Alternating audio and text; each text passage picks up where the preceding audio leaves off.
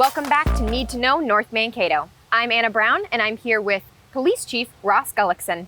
Hello, Anna. How are you? Good. How are you? Doing fine, thank you. Can you introduce yourself to everyone and tell everyone how long you've been at North Mankato? I'll be glad to. Thank you for the opportunity to talk with you today. Again, I'm Ross Gullickson, Chief of Police for North Mankato. I've been here a little over 2 years now as the chief of a very fine department and in a fine community, but in law enforcement for going on 25 years now. Wow, wonderful. So we have the Night to Unite event coming up. Can you Yes. tell us about that? Yeah, Night to Unite will be on Tuesday, October 6th this year. Usually these events are held in August, but due to the COVID pandemic, it's been pushed out to October. And they start at 6 o'clock p.m. The Taylor Library is going to have some family and kid activities down at Storytime Park. And we're also encouraging people that if they still want to host a block party, they're able to do that and have a police officer stop by and talk with community members and neighbors and address any concerns that they might have. We can still do that, being socially distant and wearing of masks and being mindful of CDC guidance. But we still feel it's important that even in light of the pandemic, that we not lose that connectivity and the ability to interact and talk with our community members to see what's going on and to hear their concerns and to listen as to what might be going on in their neighborhood. So we would encourage people that if you want to have a block party, you can register that party on the city's website. And also to maybe go down to Storytime Park at 6 o'clock and engage in some fun family activities. Sounds great.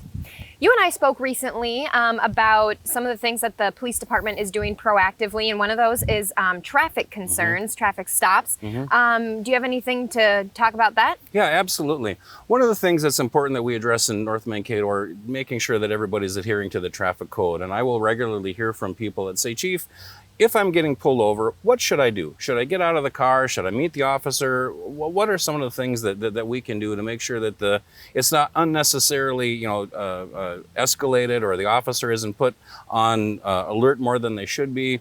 And that's important because 9 times out of 10 when we stop somebody, it's just a person going from here or there running errands and might have committed a minor traffic infraction. But there is that one chance, and slight chance, that the person might be a bit more hostile or engaging in other types of criminal behavior. So I tell people, when you get pulled over by an officer, stay in your car. Wait for the officer to approach for a number of reasons. One, we don't want you stepping out into traffic.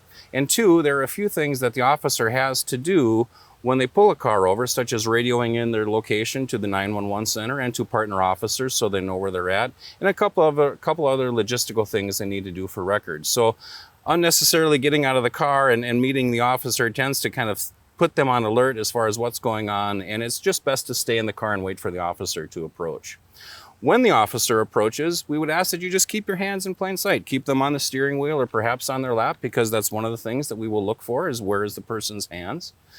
Wait to get your driver's license and insurance information until the officer might ask for it, because if we're walking up to a vehicle and see somebody reaching into a purse or a center console or maybe a glove box or reaching behind them to get a wallet, to get a license, we oftentimes don't know what they're reaching for. So maybe just wait until the officer asks for that information.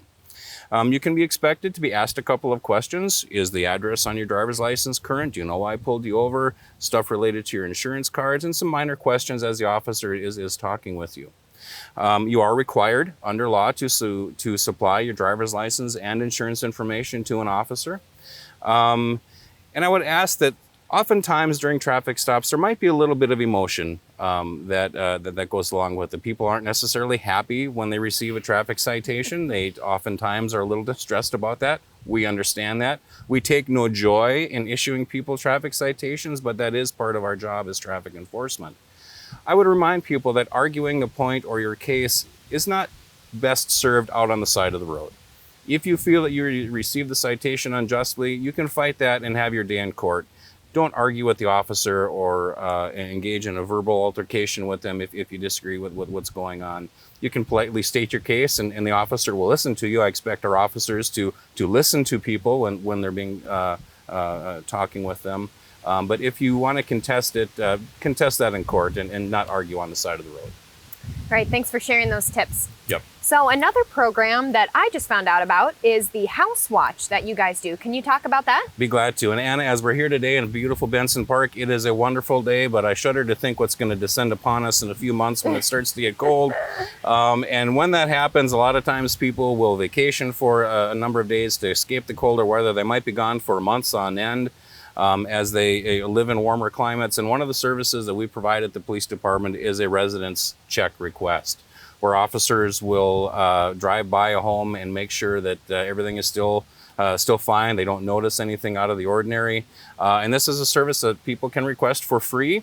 They can come down to the police department and fill out a form that has their contact information, where the house is at, of course, the dates that they're going to be gone.